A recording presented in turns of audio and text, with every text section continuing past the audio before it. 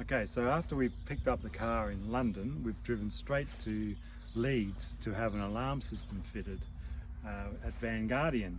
So how the alarm system works is it actually sticks to the side of the car. So we've got a sensor up the top here, at the back on the other side, and on one on each door. So what happens is when I alarm the system, they're all activated. And so now, if I was to open the door or try and break in,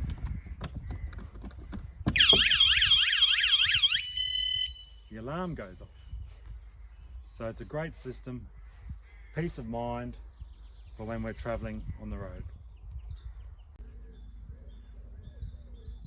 Did you didn't say action? So if I arm the alarm system, so all the doors now are alarmed. So if I go to arm it,